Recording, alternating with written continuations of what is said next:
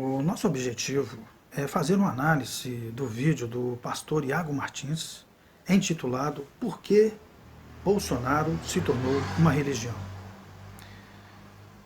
No vídeo, o pastor Iago Martins faz algumas observações a respeito do presidente, a respeito do projeto de do governo federal, do governo atual, e faz algumas observações também em relação aos apoiadores, as pessoas que estão apoiando o governo federal neste momento. E, por incrível que pareça, o meu objetivo aqui não é responder ao pastor Iago Martins. Meu objetivo central não é esse. Meu objetivo é fazer uma reflexão, porque as pessoas que compõem esses apoiadores do governo federal são as mais diversas possíveis. São conservadores, são patriotas, são pessoas da família tradicional, são pessoas da força de segurança, das mais diversas igrejas. E essas pessoas estão intercedendo pela nossa nação. Essas pessoas estão apoiando o governo federal e estão se manifestando nas redes sociais, estão saindo para as mais diversas manifestações, e de repente a gente pode pensar, ou algum irmão, ou alguma pessoa pode pensar assim, será que nós estamos no caminho certo? Será que é isso que nós deveríamos estar fazendo?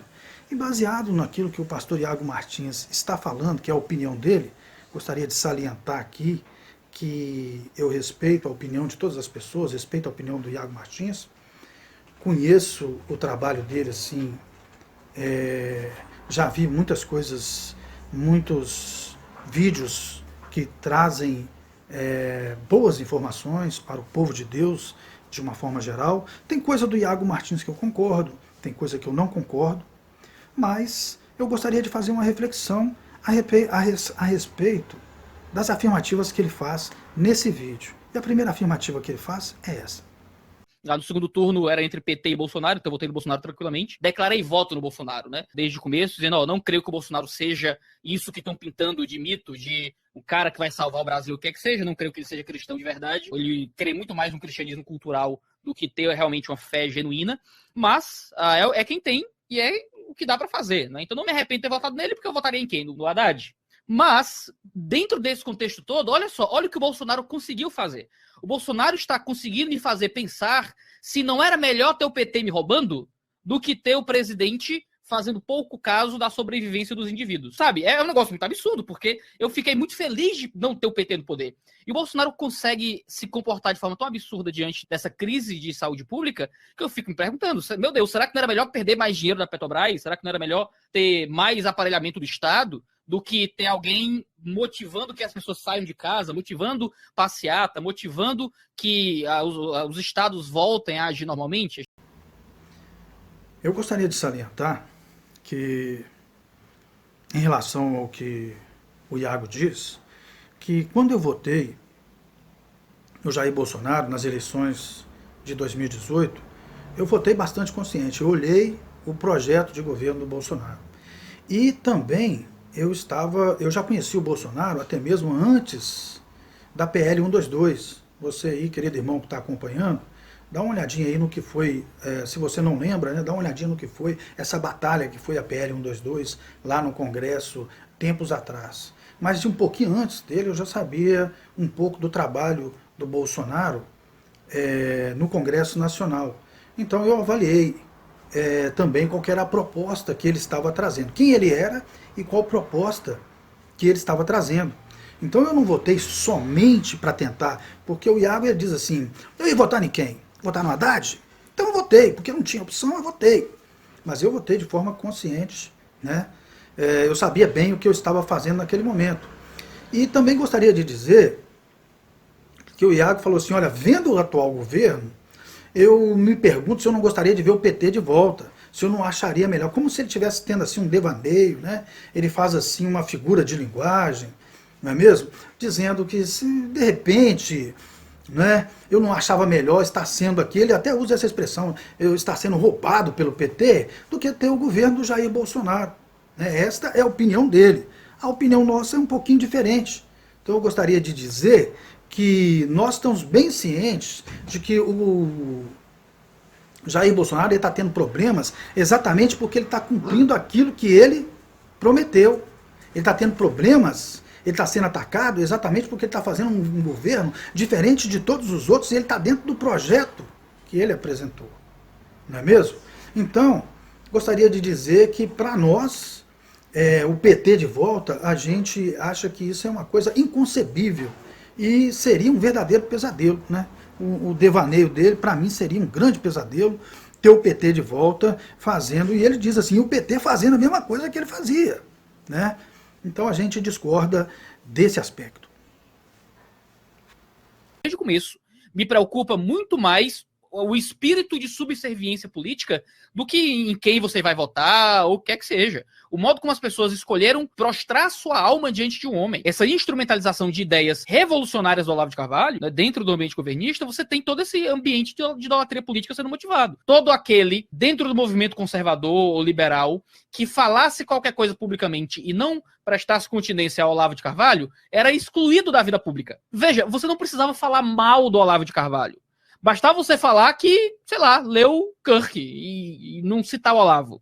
Foi o que aconteceu com muitos nomes que a gente conhece. Pessoas que são autores reconhecidos, gente da direita que simplesmente nunca foi aluno do Olavo, mas tinha que, toda vez que fosse falar publicamente, dizer: creio em Olavo de Carvalho, Deus Todo-Poderoso, Criador do céu e da terra, e creio no curso online de filosofia como a única salvação, Olavo é meu Senhor. E era isso. Isso era. Se você não fizesse isso antes de qualquer coisa, você era uma pessoa ruim, um cretino, que é que.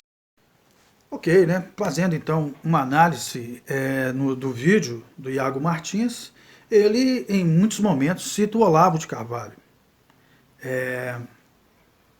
Ele tem, eu já vi que na internet existe vários debates dele com relação ao Olavo de Carvalho, mas em relação a essa questão, eu gostaria de dizer que eu não sou olavista, eu não sou olavete, né? Que eu não acompanho a carreira do Olavo, não fico assistindo os vídeos do Olavo. Eu sei sobre a vida do Olavo, sobre a obra dele, tem pontos que eu concordo com o Olavo, tem coisas que eu não concordo com ele, né? Mas eu me vejo no direito de não acompanhar, porque não é da minha preferência. Mas eu sei que vai haver pontos comuns sobre o que ele pensa, o que muita gente da população e muita gente que está apoiando o governo também pensa, mas não existe essa obrigatoriedade de acompanhar o Olavo, de dizer que você é olavista. Eu não vejo isso não, ainda mais nos tempos atuais, né? Segundo semestre do ano passado, esse ano, não estou vendo ninguém falar de Olavo, não estou vendo ninguém considerar que a filosofia do Olavo tem que ser uma coisa que tem que ser acompanhada por todos os bolsonaristas. Isso aí é uma coisa que, para mim, na minha opinião particular, já ficou no passado. Uma outra coisa que ele diz ele alega que os bolsonaristas são pessoas agressivas, que existem agressões a petistas, tá aí, né? Você está vendo, ele alega que os bolsonaristas são pessoas agressivas. Vamos assistir o que ele diz. Carvalho na política brasileira é um mal terrível. Você tem tudo dentro do movimento olavista e bolsonarista que os movimentos revolucionários possuem. Você tem a justificação da violência política, quando petistas são agredidos dentro de passeatas desde antes das eleições. Agora, quando profissionais de saúde são agredidos por bolsonaristas como se fosse uma coisa normal, isso é justificado. E eu gostaria de dizer para o Iago Martins que eu discordo amplamente desse pensamento. As manifestações dos conservadores, dos patriotas, das pessoas que fazem parte desse movimento de apoio ao governo, têm sido caracterizadas por ser manifestações pacíficas.